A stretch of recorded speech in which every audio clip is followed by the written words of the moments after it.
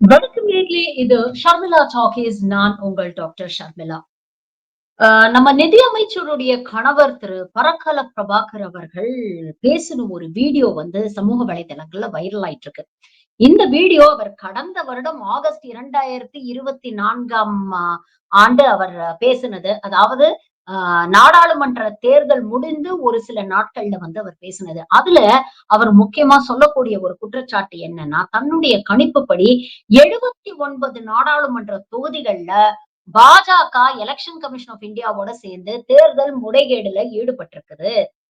இப்படி இல்லாம தேர்தல் நேர்மையா, நியாயமா, நடுநிலையா நடந்திருந்தா பாஜக 213 தொகுதிகளை தாண்டியிருக்காது. அதாவது என்டிஏ கூட்டணி 213 தொகுதி தான் ஜெயிச்சிருக்க முடியும். அவங்களால ஆட்சி அமைத்திருக்க முடியாது. மாறாக இந்தியா கூட்டணி தேர்தல் நியாயமாக நடந்திருந்ததுன்னா 316 சீட்டு வரைக்கும் ஜெயிச்சிருக்கோம் அப்படின்னு அன்னைக்கு அவர் பேசின காணொளி இன்னைக்கு வைரல் ஆயிட்டு இருக்கு. நாடாளுமன்ற தேர்தல் நடக்கும் பொழுதே எலெக்ஷன் கமிஷன் ஆஃப் இந்தியாவை நோக்கி பல்வேறு கேள்விகளை அன்னைக்கே பரக்கல பிரபாகர் எழுப்பினாரு. இதுல 12 முக்கியமான கேள்விகளை மறுபடியும் தன்னுடைய சமூக வலைதளங்கள்ல அவர் ரீட்வீட் பண்ணிருக்கிறாரு. அந்த 12 கேள்விகள் என்ன அப்படிங்கறத ஷார்ட்டா பார்த்துட்டு அதுக்கப்புறம் இப்ப லேட்டஸ்டா அவர் என்ன விஷயங்களை பதிவு பண்ணியிருக்காரு அப்படிங்கறதையும் பார்க்க போறோம். கேள்வி number 1. Why were two new commissioners appointed in a non-transparent manner, violating the Supreme Court ruling of May 2023? அதாவது தேர்தல் ஆணையர்களை அப்பாயிண்ட் பண்ணக்கூடிய அந்த கமிட்டியில பாத்தீங்கன்னா பிரதமர், எதிர்க்கட்சி தலைவர் மற்றும் சீஃப் ஜஸ்டிஸ் ஆஃப் இந்தியா இருப்பாங்க. ஆனா சீஃப் ஜஸ்டிஸ் ஆஃப் இந்தியாவை தூக்கிட்டு ஆளும் கட்சிக்கு ஆதரவாக ஒரு கேபினெட் அமைச்சரை போட்டு நீங்க அவசரமா தேர்தல் ஆணையத்தில் இருக்கக்கூடிய அதிகாரிகளை தேர்ந்தெடுத்ததன் காரணம் என்ன அப்படிங்கிற கேள்வியை கேட்டிருக்காரு. இரண்டாவது கேள்வி பாத்தீங்கன்னா, what was the rationale or logical pattern for elections to be done in 7 phases? அதாவது தமிழ்நாட்டுல பாத்தீங்கன்னா கிட்டத்தட்ட 40 நாடாளுமன்ற தொகுதிகள் இருக்கு. எல்லா தொகுதிகளுக்கும் ஒரே பேஸ்ல எலெக்ஷன் நடத்த முடிச்சுட்டாங்க. ஆனா ஒரிசால வெறும் 20 நாடாளுமன்ற தொகுதிகள் இருந்தாலும் அங்க 4 கட்டத்தில் தேர்தல் நடந்தது. என்ன காரணங்களுக்காக இப்படி பிரிச்சு 7 பேசஸ்ல தேர்தல் நடத்துனீங்க அப்படிங்கிற கேள்வியை கேட்டிருக்காரு. கேள்வி number 3. Why did Election Commission of India ignore blatant moral code of conduct violations? தேர்தல் நடக்கும் பொழுது பிரச்சாரத்தும் போது ஆளும் கட்சியை சேர்ந்த பிரதமர் மோடியில ஆரம்பிச்சு பல்வேறு பாஜக தலைவர்கள் நேரடியாக சிறுபான்மையினர் வெறுப்பு பேச்ச மேடைக்கு மேடை பேசினாங்க. இதை பற்றி பல குற்றச்சாட்டுகளை எதிர்க்கட்சிகள் எழுப்பியும் எலெக்ஷன் கமிஷன் ஆஃப் இந்தியா ஏன் மௌனமா இருந்துச்சு, ஏன் அதை இக்னோர் பண்ணீங்க?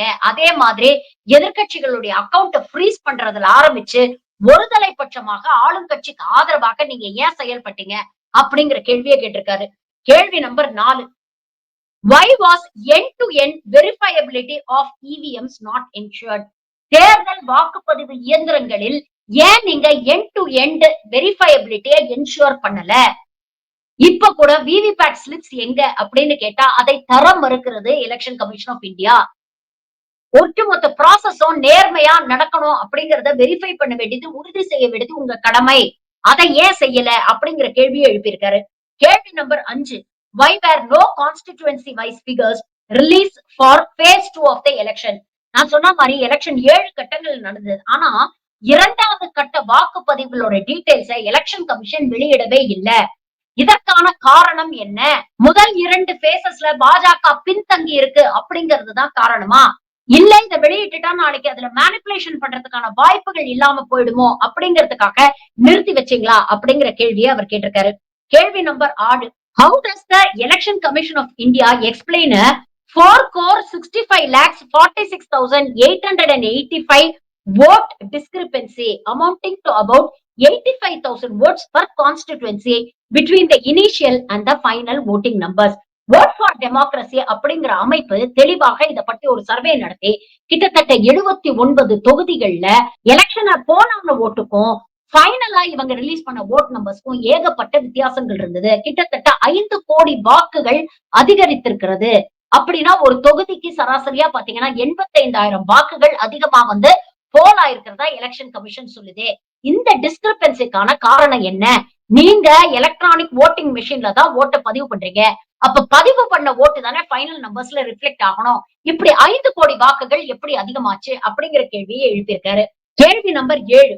Why did the Election Commission of India abandon the practice of releasing final constituency-wise voting figures promptly, opting instead for inconsistent percentages released at different points in time?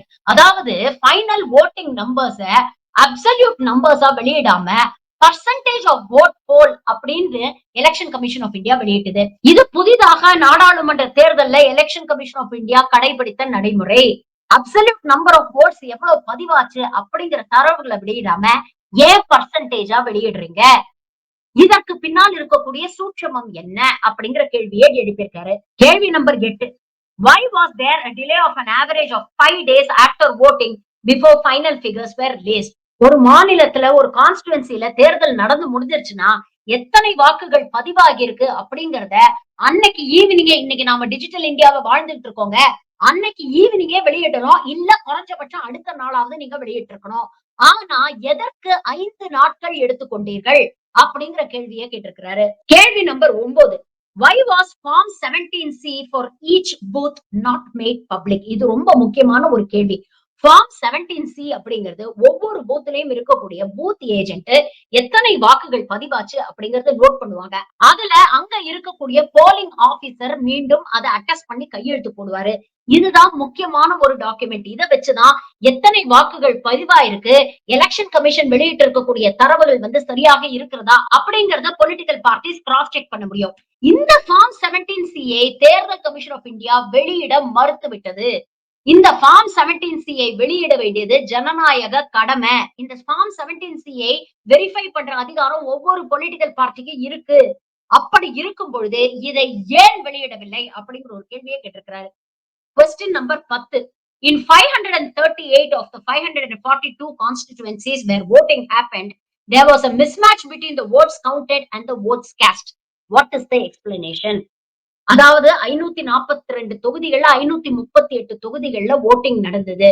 இதுல ஓட்டு போட்டவங்களோட எண்ணிக்கை ஓட்டு போடக்கூடிய மெஷின்ல ஒரு எண்ணிக்கையை காட்டுது, கவுண்டிங் பண்ணும்போது வேறு ஒரு எண்ணிக்கையை காட்டுது.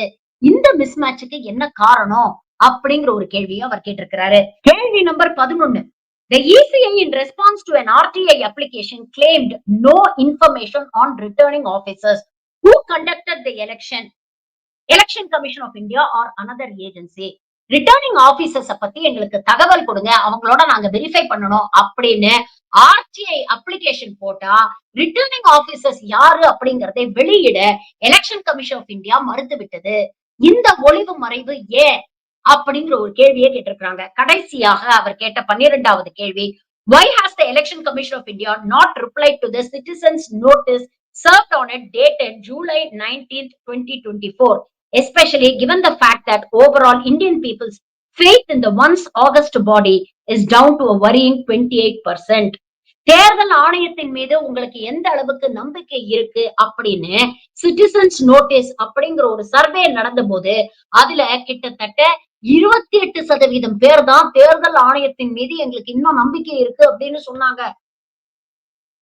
மீதி 72% பேர் எங்களுக்கு தேர்தல் ஆணையத்தின் மீது நம்பிக்கை இல்லை, அவங்க ஒருதலை பட்சமா ஆளும் கட்சி ஆளும் பாஜகவுக்கு ஆதரவா நடக்கிறாங்க அப்படின்னு சொன்னாங்க.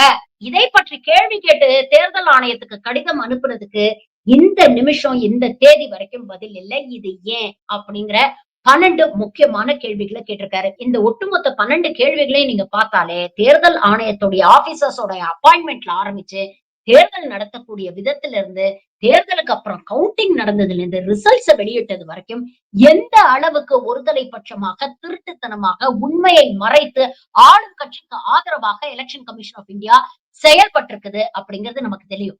ஆனா இந்த கேள்விகள் எல்லாம் அன்னைக்கு பரக்கல பிரபாகர் கேட்கும் போது அதுக்கு ஒரு பெரிய மொமெண்டம் கிடைக்கல. ஆனா இன்னைக்கு ராகுல் காந்தி வெறும் ஒரே ஒரு அசம்பிளி செக்மெண்ட், ஒரு பார்லிமெண்ட் தொகுதியோட ஒரு அசம்பிளி செக்மெண்ட்ல மட்டும் கிட்டத்தட்ட 1 லட்சம் அதிகம் வாக்குகள் பதிவாயிருக்கு, ஓட்டு திருட்டு நடந்திருக்கு அப்படிங்கறத இன்னைக்கு வெளிச்சத்துக்கு கொண்டு வந்திருக்காரு. ஒரு பார்லிமெண்ட்ல இருக்கக்கூடிய ஒரு அசம்பிளி செக்மெண்ட்ல மட்டும் 1 லட்சம் ஓட்டு திருட்டுத்தனமாக சேர்க்கப்பட்டிருக்குதுன்னா அப்போ எந்த அளவுக்கு நடந்து முடிந்த லோக்சபா தேர்தல்ல திருட்டுத்தனம் நடந்திருக்கும் அப்படிங்கறத யோசிச்சு பாருங்க அப்படிங்கறத ரொம்ப தெளிவாக பரக்கல பிரபாகர் அவர்கள் அன்னைக்கே சொல்லி இருக்கிறாரு. அன்னைக்கு அவர் பேசின அந்த வீடியோ தான் இன்னைக்கு வைரல் ஆயிட்டு இருக்கு. கிட்டத்தட்ட 79 கான்ஸ்டிடியூவன்சிஸ்ல வேறுபாடுகள் இருக்கு, திருட்டுத்தனம் நடந்திருக்கு, நேர்மையாக தேர்தல் நடக்கல. அப்படி நேர்மையாக கடந்த நாடாளுமன்ற தேர்தல் நடந்திருந்தால் பாஜக ஆட்சி அமைச்சிருக்க முடியாது. இந்த பிரச்சனைய இப்ப எப்படி டீல் பண்ண போறோம்? சுப்ரீம் கோர்ட்டுக்கு போறாங்க. சுப்ரீம் கோர்ட் ரீசெண்டா 2 முக்கியமான விஷயங்கள இந்த பீகார் ஸ்பெஷல் இன்டென்சிவ் ரிவிஷன் சம்பந்தமாக சொல்லியிருக்கு. ஒண்ணு, ஆதார் கார்டையும் ஒரு ப்ரூஃபா நீங்க சேர்க்கணும் அப்படின்னு தேர்தல் ஆணையத்துக்கு உத்தரவு போட்டிருக்கு. இரண்டாவது, 65 லட்சம் வாக்காளர்கள் பீகார் தேர்தல் பட்டியல்ல இருந்து நீங்க நீக்கி இருக்கிறீங்களே, யார் இந்த 65 லட்சம் பேர் எதற்காக நீக்குனீங்க அப்படிங்கறத காரணத்தோட அவங்க ஐடென்டிட்டியோட லிஸ்ட நீங்க ரிலீஸ் பண்ணணும். ஆகஸ்ட் 19ஆம் தேதிக்குள்ள இதை நீங்க ரிலீஸ் பண்ணி ஆக்கணும் அப்படின்னு தேர்தல் ஆணையத்துக்கு உத்தரவு போட்டிருக்குது. ஆனா பரக்கல பிரபாகர் சொல்றாரு, சுப்ரீம் கோர்ட் மேல எனக்கு பெருசா நம்பிக்கை இல்ல, ஹோப்ஸ் இல்ல. ஏன்னா இது போன்ற பல விஷயங்கள்ல முன்னால சுப்ரீம் கோர்ட் நமக்கு ஆதரவா செயல்படுது அப்படின்னு நினைச்சு நம்ம ஹோப்ஸ கொஞ்சம் அதிகப்படுத்திக்கிட்டாலும் கடைசியில அதனால பெருசா எந்த விளைவும் ஏற்படல. உதாரணத்துக்கு பாத்தீங்கன்னா, அப்ரகேஷன் ஆஃப் ஆர்டிகல் 370 இருக்கட்டும், ராமர் கோவில் தீர்ப்பாக இருக்கட்டும், தேர்தல் பத்திரங்கள் விஷயமாக இருக்கட்டும், எவ்வளவுதான் எதிர்க்கட்சிகள் அழுத்தம் கொடுத்தாலும் சுப்ரீம் கோர்ட் மூலமாக இந்த பிரச்சனைகளை பாஜக நீர்த்து போக செய்தது.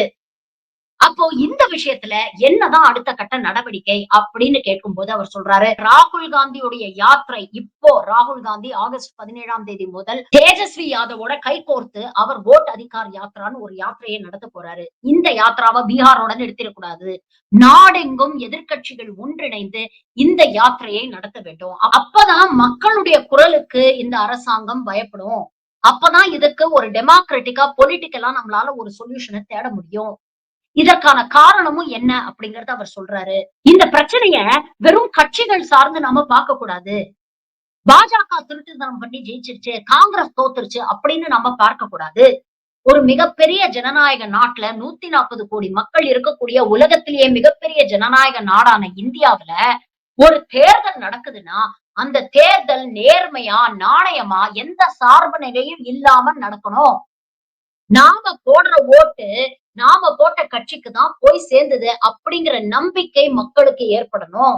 நாம விருப்பப்பட்டு தேர்ந்தெடுத்த அந்த கட்சி தான் பெரும்பான்மையான வாக்குகளை பெற்று நேர்மையாக ஆட்சி அமைச்சிருக்கு அப்படிங்கிற நம்பிக்கை அந்த மக்களுக்கு வரணும். அந்த விதத்தில் தேர்தல் நேர்மையா நடந்திருக்கணும். பாஜக நேர்மையாக மக்கள் கிட்ட போய் அவங்களுடைய சாதனைகளை சொல்லி ஓட்டு வாங்கி அதை ஜெயிச்சிருந்தா கூட அதை நாம ஜனநாயக ரீதியாக ஒரு மக்கள் எதிர்க்கலாமே தவிர அவர்களுடைய வெற்றியை நாம கேள்வி கேட்க முடியாது. ஆனா அப்படி இங்கே நேர்மையாக வெளிப்படையாக தேர்தல் நடந்திருக்கா அப்படின்னு பாத்தீங்கன்னா இல்ல அப்படிங்கிற பதில் தான் இன்னைக்கு பெரும்பாலான மக்களுடைய மனசுல ஓடிக்கிட்டு இருக்கு.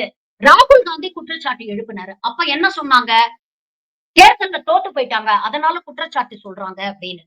ஆனா மக்கள் இத பத்தி அதிகம் பேச ஆரம்பிச்ச போது பிஜேபி முன் வந்து 6 தொகுதிகள்ல எக்ஸ்ட்ரா ஓட்டு சேர்த்திருக்காங்க, முறைகேடு நடந்திருக்கு அப்படின்னு இன்னைக்கு பிஜேபி தரப்புலயும் அனுராக் தாக்கூரை வச்சு பிரஸ் கான்பரன்ஸ் போட்டு குற்றச்சாட்டு வைக்கிறாங்க. அப்போ இங்க எதிர்க்கட்சிகள் மட்டும்தான் குற்றச்சாட்டு வைக்குதா தேர்தல் ஆணையத்தின் மீது, இந்த ஓட்டிங் ப்ராசஸ் மீதுன்னு பாத்தீங்கன்னா இல்ல. எதிர்க்கட்சி குற்றச்சாட்டு வைக்குது, ஆளுங்கட்சி குற்றச்சாட்டு வைக்குது, social media influencers, political analyst எல்லாரும் குற்றச்சாட்டு வைக்கிறாங்க. Association of democratic reforms, voting for democracy அப்படின்ற அமைப்புகள் இன்னைக்கு வந்து குற்றச்சாட்டு வச்சுக்குது. இப்படி எல்லா தரப்புமே எலெக்ஷன் கமிஷன் ஆஃப் இந்தியா மேல குற்றச்சாட்டு வைக்கிறாங்க. அப்படி இருக்கும் பொழுது பதில் சொல்ல வேண்டிய கடமை எலெக்ஷன் கமிஷன் ஆஃப் இந்தியாவுக்கு இருக்கா இல்லையா? ஆனா எலெக்ஷன் கமிஷன் ஆஃப் இந்தியாவை கேள்வி கேட்டா பாஜக பதறி அடிச்சுட்டு வந்து பதில் சொல்லுதே ஏன் அப்படிங்கிற கேள்வியை அவர் எழுப்புறாரு. உண்மையிலேயே பிரதமர் நரேந்திர மோடி தலைமையில பாஜக 3வது முறை வெற்றி பெற்று ஆட்சி பெற்றது ஒரு நேர்மையான வெற்றினா பாஜகவும் இன்னைக்கு மற்ற கட்சிகளோட நின்னு ஆமா இதுல முறைகேடு நடந்திருக்குன்னா அதை வெளியில கொண்டு வாங்க, எங்களுடைய வெற்றி மீது எங்களுக்கு சந்தேகம் இல்ல, நாங்க நேர்மையா தான் வெற்றி பெற்றிருக்கோம் அப்படின்னு மற்ற கட்சிகளுக்கு ஆதரவா எலெக்ஷன் கமிஷன் ஆஃப் இந்தியாவை வெளிப்படையா தன்னுடைய கடமையை செய்ய சொல்லணும் இல்லையா? ஆனா இன்னைக்கு பாஜக எலெக்ஷன் கமிஷன் ஆஃப் இந்தியாவை ப்ரொடெக்ட் பண்ண முயற்சி பண்ணுது. எதற்காக ப்ரொடெக்ட் பண்ணணும்? எந்த முறைகேடை, எந்த திருட்டுத்தனத்தை மறைக்கிறதுக்காக ஆளும் கட்சி தேர்தல் கமிஷனை ப்ரொடெக்ட் பண்ணுது. இந்த கேள்வியை பரக்கல பிரபாகர் எழுப்புறாரு. அப்போ தேர்தலில் முறைகேடுகள் நடந்தது உண்மை என்றால் இந்த வெற்றி நியாயமான வெற்றி இல்ல அப்படின்னா இந்த லோக்சபாவை கலைக்கணுமா வேண்டாமா? நேர்மையான முறையில வெற்றியை பெறவில்லை என்றால் பிரதமர் நரேந்திர மோடிக்கு அந்த பிரதமர் பதவியில உட்கார என்ன தகுதி இருக்கு அப்படிங்கிற விஷயத்தை எழுப்பியிருக்காரு. இதற்கெல்லாம் இருக்கக்கூடிய ஒரே சொல்யூஷன் பீப்பிள்ஸ் மூவ்மெண்ட். உங்களுடைய வாக்குரிமையில இன்னைக்கு பிஜேபி கைய வைக்குது. இத பத்தி இன்னைக்கு நீங்க தான் கேள்வி கேட்கணும். ஏன்னா இது உங்களுடைய அடிப்படை உரிமை. பொதுமக்கள் எல்லாரும் முன் வந்து முதல்ல ஒவ்வொரு மாநிலத்திலயும் இருக்கக்கூடிய எலக்ட்ரல் ரோல்ஸ கிளீன் அப் பண்ணுங்க. அதுல இருக்கக்கூடிய பொய்யான வாக்காளர்களை நீக்கி ஒரு நேர்மையான லிஸ்ட ரெடி பண்ணுங்க. அதுக்கப்புறம் எலெக்ஷன் நடத்துங்கன்னு மக்கள் வீதியில வந்து போராடணும். அரசியல் கட்சிகள் இதுல ஒரு பைபார்ட்டிசான் அப்ரோச் எடுக்கணும். நாடு நல்லா இருக்கணும்னா, சனநாயகம் நல்லா இருக்கணும்னா, அதுக்கு தேர்தல் தான் அடித்தளம். அந்த தேர்தல் நேர்மையா, நியாயமா நடக்குதா அப்படிங்கிறத ஒவ்வொரு இந்தியனும் என்ஷூர் பண்ணணும். அதுக்காக ஒவ்வொரு மக்களும் பேசணும் அப்படின்னு சொல்லி அந்த உரையை முடிக்கிறார். இந்த 79வது சுதந்திர தினத்தன்னைக்கு ஒவ்வொரு இந்தியனுக்கும் ஃபுட் ஃபார் தாட் இதுதான். கஷ்டப்பட்டு வாங்கின சுதந்திரத்தை இது போன்ற கயவர்கள் கையில் கொடுத்து நாசம் பண்றதுக்கா வாங்கியிருக்கோம்? கேள்வி கேளுங்க. கேள்வி கேட்க கேட்கதான் மீண்டும் மீண்டும் இது மக்கள் ஆட்சி அப்படிங்கிற ஒரு சூடு சொரணை இங்க இருக்கக்கூடிய அரசியல் கட்சிகளுக்கு உரைக்கும். அப்பதான் மக்களை பார்த்து பயப்படுவாங்க.